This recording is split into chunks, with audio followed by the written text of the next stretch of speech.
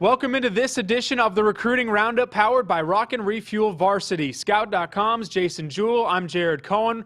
This time we're looking ahead to the 2015 season, spotlighting defensive linemen. Let's jump right into it. Brophy's Connor Murphy, not just one of the best in Arizona, but one of the best in the country. Right, four-star prospect by Scout.com, and he's on the rise. He's going to go compete in the opening in Oregon, and there's not a greater stage to show your skills, at that level. 6'7", 255 pounds, and growing. I'd hate to be his mom and have to pay for all those groceries.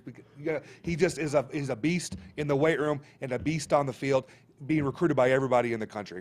The school, unfortunately for Murphy, that knocked Brophy out of the playoffs last year was Hamilton, and they've got two guys on the defensive line that we've got our eyes on. Yeah, you look at four-star defensive tackle Garrett Rand. He's a guy that bench presses 500-plus pounds, has the record at Hamilton, which is just ridiculous.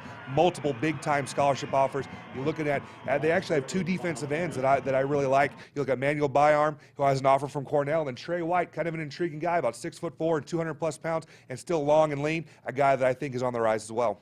Down south at Sal Point, Justin Holt committed to U of A. We've got him on our radar. Yeah, good, big player, guy that I think could play on either side of the ball at the next level, but being recruited by the U of A as a defensive tackle. Big kid, fits good in their system, and a legacy commit. Dad played at the U of A as well. Another committed defensive lineman is Brandon Jamison out of Chaparral. Yeah, one of the state's best pass rushers. You look at him, he's about 6'2", 225, 230 pounds, also a track star, but was one of the state's leaders in sacks last year, had 14 sacks, and was the section's defensive player of the year. If you put both of my legs together, you have one leg of DJ Davidson out at Desert Ridge. Absolute monster. Saw him for spring ball, and he's a guy that I'm really looking forward to seeing this season. Yeah, has an early offer from Montana, and I think he'll get more. You talk about he's a monster. He's like 6'4", weighs 300-plus pounds. Just a beast inside for Desert Ridge. We mentioned Roy Lopez out of Mesquite during the offensive line spotlight, but really at the end of the day, he's more known for what he does on the defensive line to this point in his high school career. Yeah, he's a two-way starter for Mesquite